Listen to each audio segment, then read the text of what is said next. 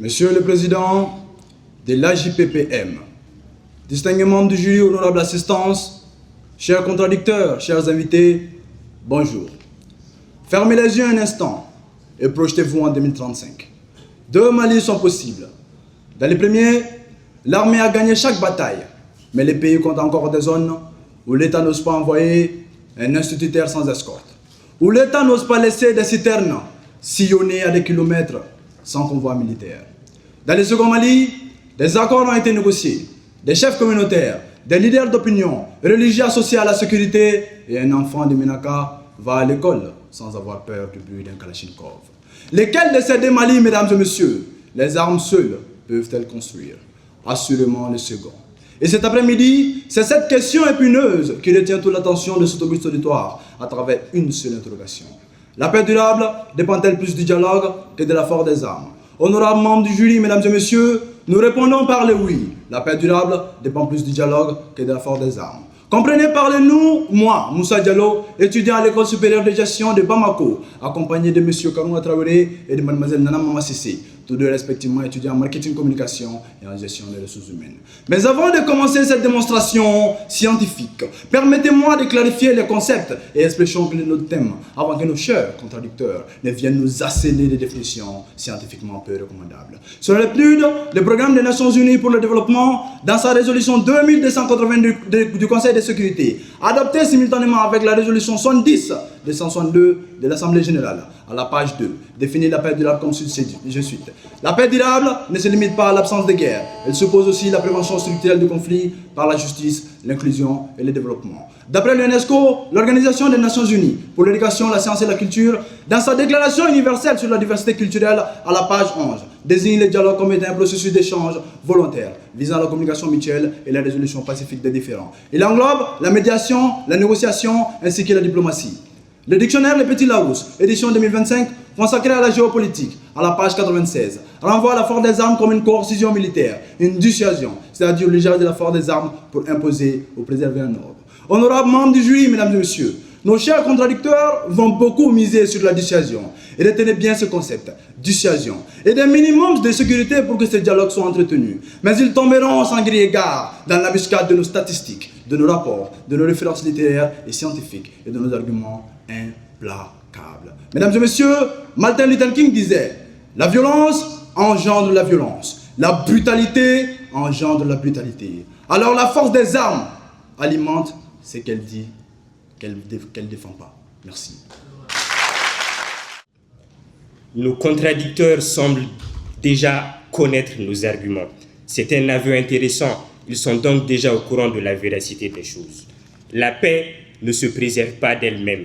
Elle exige une force militaire supérieure et constamment entretenue, disait l'historien américain Donald Kagan. Honorables membres du jury, chers contradicteurs, mesdames et messieurs, bonjour. Au gouvernail de notre démonstration, Habib Théophile Kalambri. Et parce que les plus belles choses naissent des femmes, j'ai l'honneur d'être accompagné de deux brillantes dames, Madame Fadimata Touré et Madame Sissoko Oumou, pour le démontrer sans équivoque que la paix durable dépend plus de la force des armes que du dialogue. Pour mieux cerner la thématique, définissons les termes. D'abord, je vous enlève du flou lexical qui vient de vous être imposé.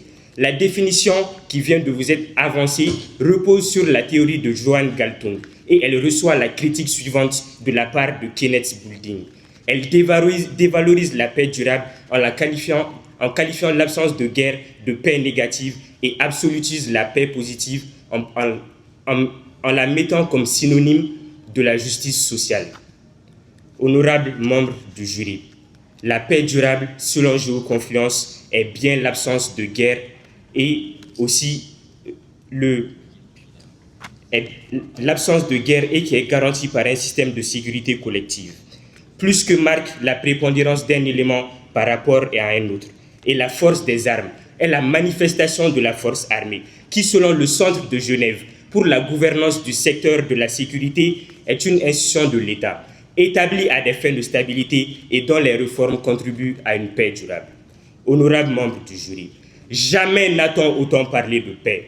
Jamais les appels au cessez-le-feu et au dialogue n'ont été aussi nombreux.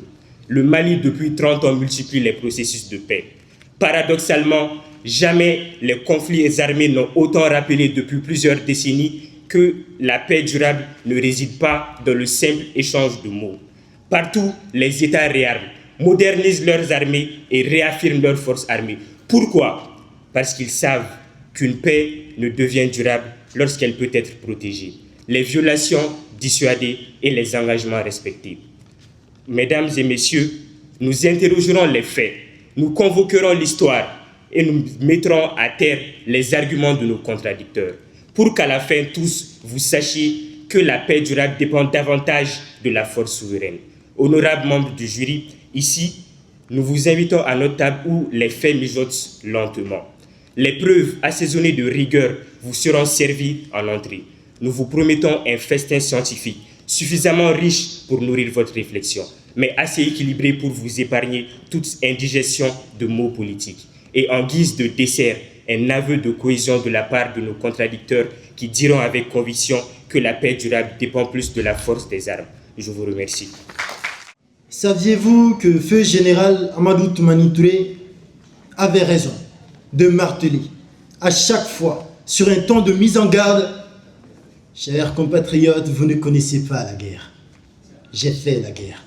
Chers membres du jury, c'est pourquoi au cours de son mandat, il a fait du dialogue et du consensus la pierre angulaire de sa gouvernance. Il a prôné la concertation plus que la confrontation. Et cette approche a profondément marqué la vie politique et la stabilité de notre cher pays. Mais pas qu'à téter. Michael Doyle aussi, un chercheur américain en sciences politiques à la Columbia University, dans son ouvrage War and Peace, démontre des statistiques sur les conflits depuis 1945, en démontrant que les régimes qui négocient et institutionnalisent le dialogue connaissent nettement moins de guerres entre eux, donc de pertes humaines, que les rapports de force. The Correlate of War Project, Université du Michigan, base de données référence en sciences politiques, recense les guerres depuis 1816, en démontrant à la population qu'une paix imposée par la force a une durée de vie statistiquement plus faible qu'une paix imposée sur un dialogue ouvert et inclusif. Mesdames et messieurs, chers contradicteurs, vous avez parlé de guerre civile.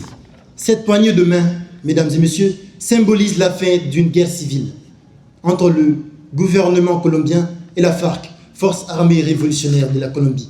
Une guerre civile qui a duré plus de 50 ans, 52 ans de guerre civile pour être plus exact, et ayant causé plus de 220 000 morts, des personnes qui étaient probablement attendues chez eux.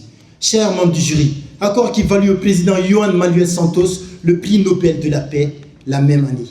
De plus, l'histoire politique regorge d'ennemis jurés qui ont été amenés à négocier, comme fut le cas des Girondins contre les Jacobins lors de la Révolution française, ou encore le gouvernement britannique et l'armée républicaine irlandaise. Je vous remercie. Charmant auditoire, Feu Amadou Toumani qu'ils ont cité, a dit dans un interview dans les FOCA que deux choses ne se disputent pas: l'intégrité territoriale et l'unité du Mali. Sur ce, mesdames et messieurs, charmants contradicteurs, savez-vous que même dans les conflits les plus simples, le dialogue seul ne suffit pas? Nos charmants contradicteurs ici présents en sont la preuve parfaite. Après avoir contesté les résultats la semaine passée, un dialogue a bel et bien eu lieu. Pourtant, ça ne les a pas empêchés de continuer les contestations sur les réseaux sociaux. La preuve, elle est simple. Le dialogue peut proposer une solution, mais seule une force capable d'appliquer cette décision peut garantir une paix durable. Charmant auditoire, savez-vous que les chiffres ne font pas que débattre? Ils démontrent également. Selon le PRIO, sur 259 conflits armés, 159, soit 61,4%, reprennent après un simple accord. Le dialogue et une signature ne priment donc pas.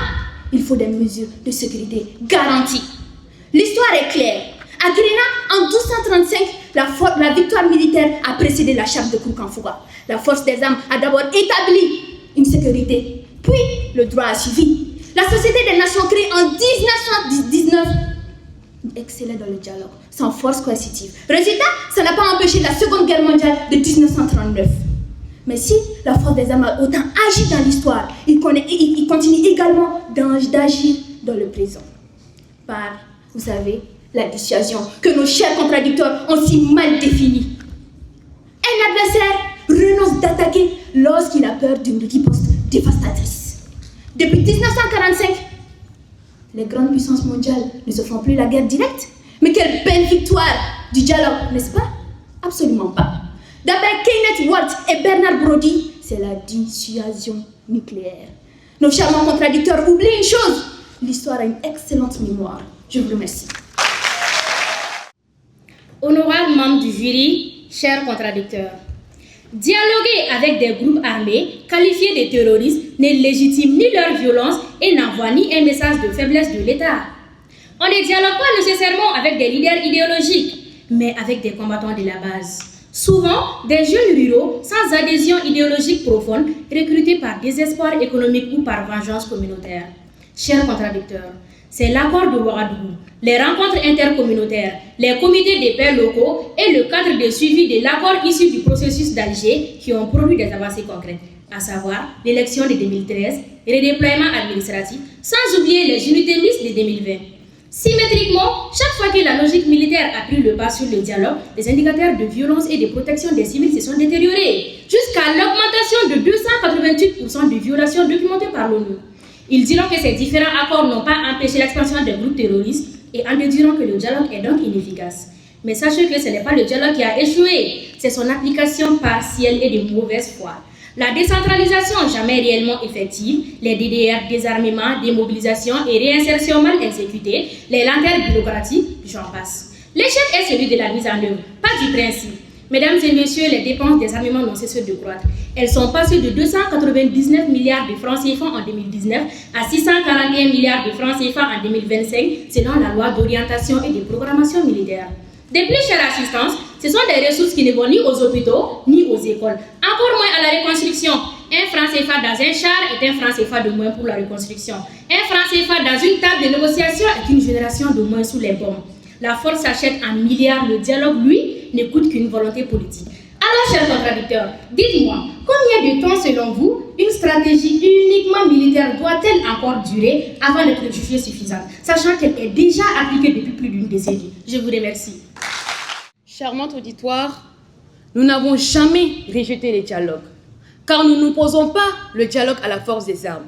Nous disons simplement que le dialogue ouvre la voie à la paix, mais seule la force légitime en garantit sa pérennité.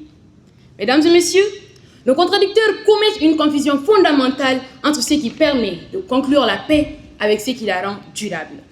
Néanmoins, face à leur affirmation, posons les vraies questions. Qui protège? Qui contrôle? Qui désarme? Le dialogue est indispensable, certes, mais la question n'est pas de savoir comment naît la paix, mais ce qui la maintient debout. Une paix ne devient pas durable à la signature d'un texte, elle le devient lorsque les engagements sont respectés. Et c'est précisément ce que nous enseigne l'économie. Un engagement n'a de valeur que lorsqu'il existe une force pour en garantir son respect. Par analogie, on retrouve ce principe même dans la sphère religieuse. Si certains croyants respectent les préceptes de la religion, ce n'est pas par pure foi, c'est aussi parce qu'ils savent qu'au bout, il y a une sanction. Vous la connaissez tous, le feu de l'enfer. Et lorsque cette garantie fait défaut, les conséquences sont bien réelles. La Banque mondiale estime qu'entre 2012 et 2018, l'insécurité a fait perdre au Mali près de 23% de son PIB, en faisant fuir les investisseurs et en freinant durablement la croissance. Où nos charmants contradicteurs souhaitent nous faire croire que les groupes armés sont plus vertueux que le reste du monde. Utopie!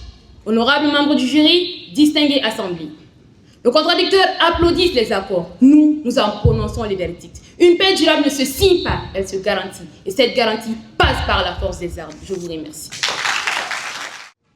Honorables membres du jury, chers contradicteurs, sachez que œil pour œil rendra le monde aveugle.